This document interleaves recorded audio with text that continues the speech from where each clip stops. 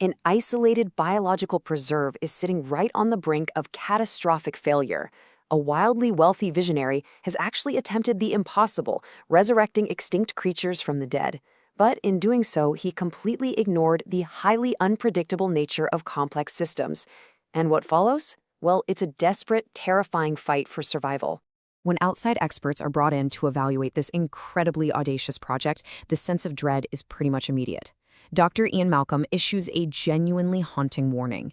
He points out that dinosaurs and man, two species completely separated by 65 million years of evolution, have just been suddenly thrown back into the mix together. How can we possibly have the slightest idea what to expect? It's a question that perfectly captures the pure, absolute terror of colliding two completely different eras.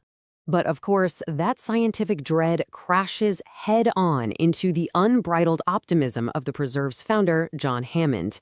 He just repeatedly assures his anxious investors and the scientists he recruited that he has spared no expense.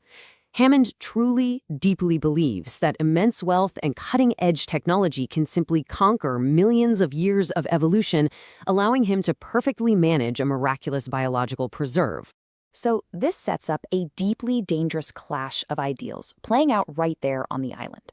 On one side, you've got Hammond relying on absolute control. He completely trusts that advanced computer systems and genetic engineering can perfectly manage a prehistoric ecosystem. But on the other side, Malcolm champions chaos theory. He strongly argues that complex systems inherently defy control, and that tiny, totally unpredictable variations will inevitably lead to massive, unforeseen consequences. The foundational science behind this illusion of control actually starts with something incredibly small, a mosquito. A prehistoric mosquito feeds on dinosaur blood, gets trapped in fossilized tree sap, and is preserved in amber for millions of years. Scientists extract that blood, but because the DNA is so ancient, it's totally full of sequence gaps. To patch these missing codes, the geneticists take a major shortcut, filling the gaps with the DNA of a frog. It seems brilliant at the time, right? But it quietly sets the stage for total, absolute disaster. And then there's the park's most lethal creation to consider, the velociraptor. This isn't just your standard predator. It's a highly intelligent, pack-hunting dinosaur. The park's own game warden watches them with this chilling mix of awe and terror, taking note of their coordinated attack patterns and those lethal 6-inch retractable claws. But even more terrifying than that, they are systematically testing the electrified fences for weaknesses, constantly remembering exactly where the power grid is vulnerable. Things really boil over during a tense lunch on the island. The visiting scientists push back incredibly hard against the entire operation. They heavily criticize Hammond's severe lack of humility before nature, culminating in one of the most devastating observations. Your scientists were so preoccupied with whether they could, they didn't stop to think if they should. You simply cannot assume you have perfect control over aggressive living things that literally have no idea what century they're in. Just as the automated visitor tour begins, Malcolm's theory of chaos goes from an idea to a terrifying reality as three distinct threats suddenly converge all at once. First, a severe 75-mile-an-hour incoming tropical storm forces a massive evacuation of the island's essential staff. Second, the automated tour stalls out when the scientists jump out of their cars to investigate a sick triceratops out in the field. And third, the park's disgruntled lead computer programmer, Dennis Nedry, has been bribed to steal frozen embryos, and he only has a tight 18-minute window to actually pull it off. To make his escape with the embryos, Nedry commits a truly catastrophic betrayal. He secretly executes a malicious line of code that triggers an automated island-wide warning that door security systems are shutting down. You see, to steal the vials and bypass the security cameras, he has to completely disable the park's central security networks. This reckless move plunges the entire island into darkness at the exact moment the massive tropical storm hits. The timing literally couldn't be worse. With the electric fences completely failing and the automated tour cars permanently stalled in the torrential rain, the visitors are thrust into absolute terror. The massive Tyrannosaurus Rex effortlessly breaches its unelectrified paddock and attacks the stranded electric cars. In the blinding panic of the storm, a stray flashlight beam catches the massive predator's attention, prompting a desperate, terrified plea to turn the light off as the creature physically rips into the vehicle. In the face of this terrifying apex predator, absolute panic takes over. The lawyer representing the investors completely abandons reason, fleeing into a nearby restroom and leaving Hammond's two young grandchildren alone in the crushed car. The terrified children frantically cry out, "He left us!" So it's entirely up to paleontologist Dr. Alan Grant to step up. He uses a bright flare to draw the T-Rex away, confronting the massive beast head-on just to save the children's lives. Meanwhile, a desperately tense situation is unfolding back in the control room. The remaining staff realizes the fleeing hacker has completely locked them out of the mainframe.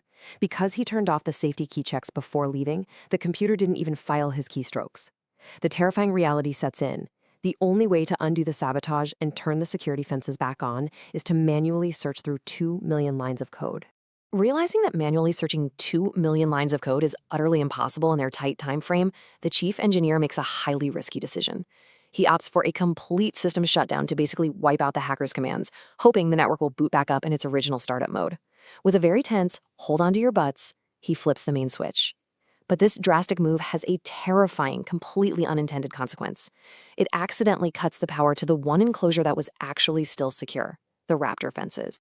While the control room desperately battles the computer system, Dr. Grant makes a massive, shocking discovery out in the wild with the children. He finds a nest of freshly hatched dinosaur eggs. Now, Hammond had heavily insisted that all the animals were genetically engineered to be female to strictly control the population. But remember that frog DNA they used to patch the genetic codes? Well, some West African frogs can actually change sex in a single-sex environment. The blended genetic code allowed the all-female dinosaur population to naturally breed. Exactly as Malcolm predicted, life found a way. Back at the compound, things are escalating fast. That full system reboot ended up tripping the circuit breakers, meaning the power must now be turned on manually from a maintenance shed all the way across the complex. Paleobotanist Dr. Ellie Sattler bravely volunteers for the terrifying sprint to the shed. But as she and the game warden cautiously approach the bunker, they make a genuinely chilling realization. The raptors have escaped their pen. As the game warden grimly warns, they're no longer just walking, we're being hunted. Inside the dark, completely maze-like maintenance bunker, Ellie has to navigate entirely by radio instructions. In a frantic, totally heart-pounding moment, she pumps the high-voltage primer handle, spots the green button marked push to close, and slams it. The power to the park roars back to life. But at that exact second, a raptor lunges straight from the shadows, very nearly taking her down. While Ellie narrowly escapes the bunker, the expert game warden meets a truly shocking demise outside in the jungle. He's tracking one of the raptors through the thick brush, carefully aiming his weapon. But in the heat of the moment, he completely forgets his own warning about their highly coordinated attack patterns. A second raptor seamlessly ambushes him right from the side.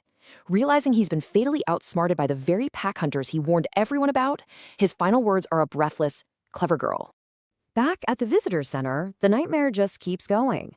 Hammond's grandchildren, having finally made it back from the jungle, find themselves trapped inside the commercial kitchen. The raptors have literally figured out how to open doors and are now actively, methodically stalking the kids between the stainless steel counters. After a breathless, utterly terrifying game of cat and mouse, the children manage to narrowly escape the kitchen and frantically flee to the control room. The group is finally reunited, but they're immediately cornered in the control room, with a raptor throwing its entire weight right against the door. While Dr. Grant and Ellie desperately try to hold the beast back, young Lex spots a Unix operating system on the computer that she instantly recognizes. She frantically navigates the 3D file system, trying to find the right file. Just in the nick of time, she boots up the door locks, re-enabling all security systems, and restoring the phone so they can immediately call for a rescue helicopter. The survivors make a harrowing final escape from the visitor's center, inadvertently saved at the last possible second when the T-Rex bursts in and clashes violently with the remaining raptors.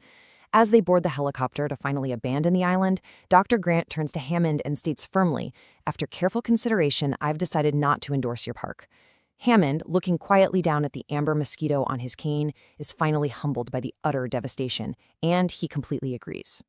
An empire built entirely on the arrogant assumption of total control was brought to its knees by its own complexity and the absolutely relentless force of nature. It leaves behind a devastated island and a profoundly haunting question. When we wield the power to fundamentally alter nature, can we ever truly control what we create?